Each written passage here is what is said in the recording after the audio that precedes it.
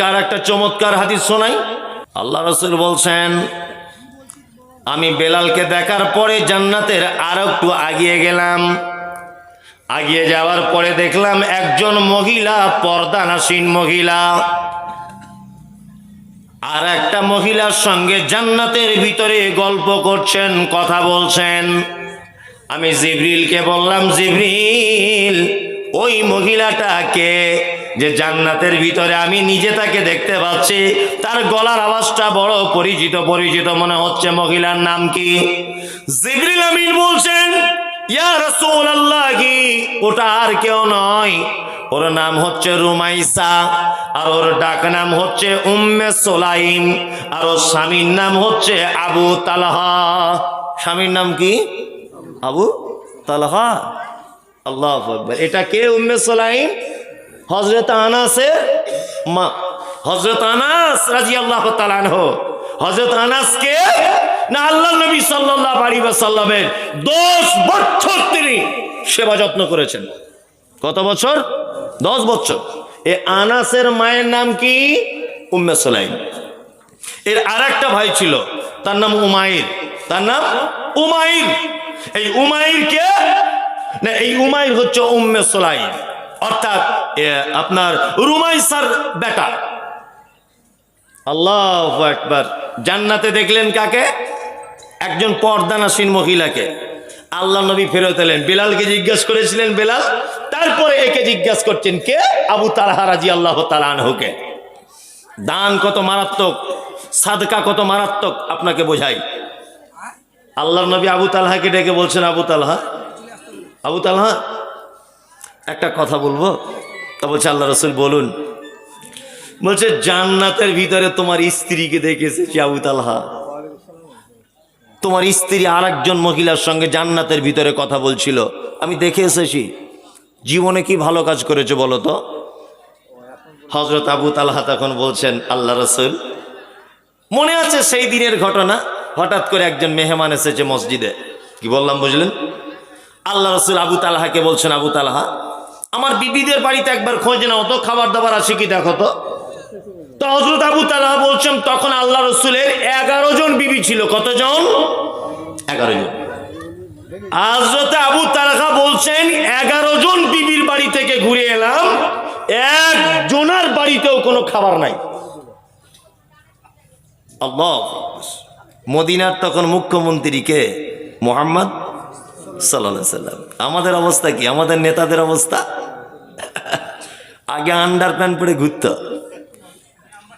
আগে under pant পরে ঘুরতো। এইবার ভোটে জেতার পরে দেখছে বুলেট গাড়ি চেপে ঘুরছে। টাকা কি এর বাপের ছাপা কল আছে? মানুষ বুঝে না এগুলো।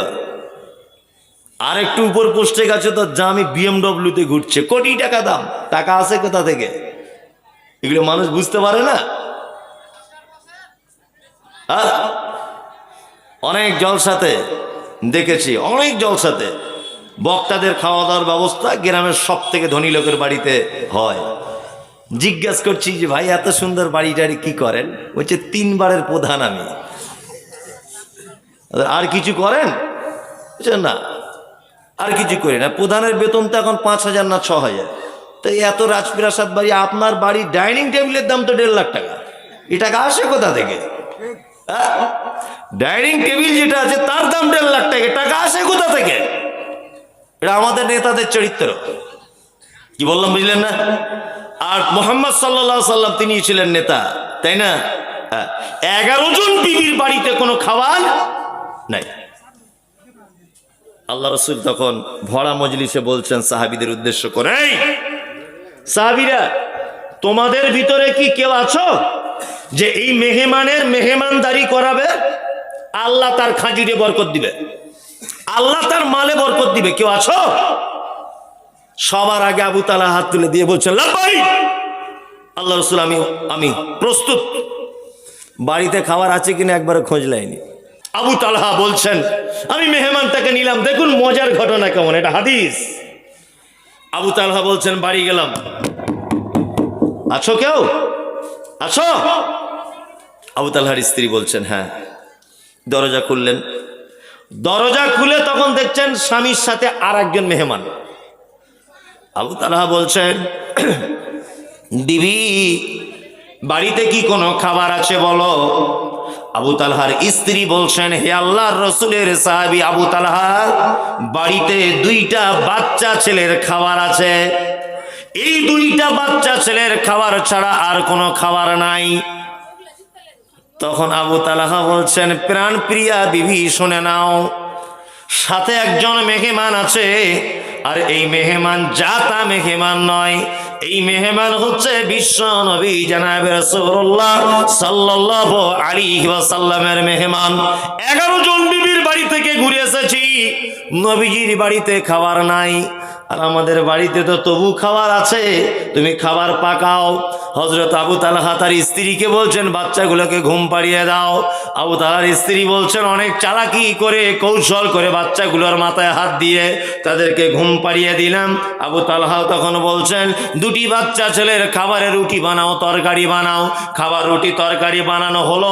2টি বাচ্চা ছেলের খাবার বন্ধু কতটা হতে পারে? অল্প খাবার। আল্লাহ রসুলের হাদিস, বাড়িতে যখন মেহমান আসবে তুমি মেহমানের সাথে বসে খাবে। মেজমান আর মেহমান একসঙ্গে বসে খেতে হবে, এটা সুন্নাত।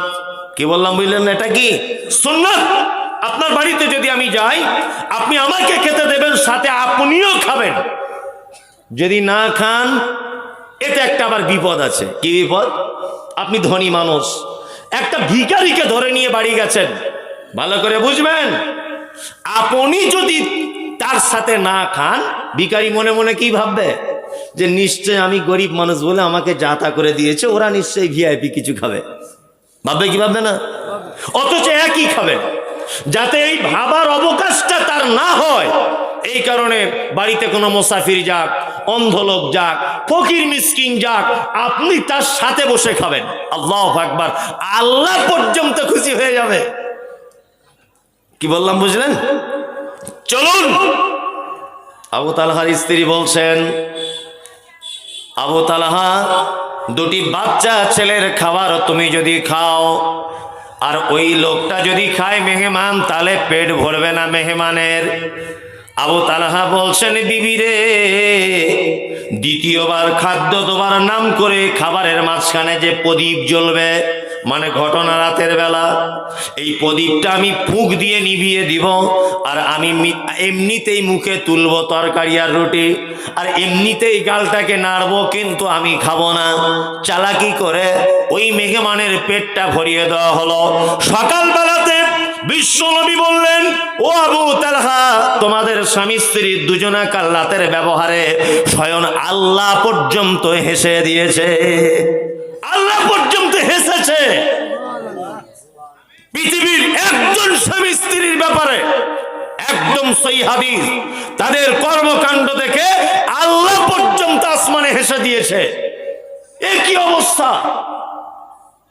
আল্লাহ নবী কোরআনের আয়াত বললেন, মান আমিলা সালিহাম মিন যাকারিন আও উনসা ওয়া হুয়া মুমিনুন ফালানুহিয়ান্নাহু হায়াতান তাইয়্যিবাতান ওয়া লা নাজজিয়ান্নাহুম আজরাহুম বিআহসানি মা কানু ইয়ামালুন। আল্লাহ বললেন, নারী হোক এবং পুরুষ হোক, তোমরা যদি কেউ ভালো কাজ করো, আমি আল্লাহ হায়াতান তাইয়্যিবাতান, দুনিয়াতেই প্রাইজ দিয়ে দিব। তার জ্বলন্ত প্রমাণ হচ্ছে হযরতে বেলাল, তার জ্বলন্ত প্রমাণ হচ্ছে আবু তালহার স্ত্রী, জ্বলন্ত প্রমাণ।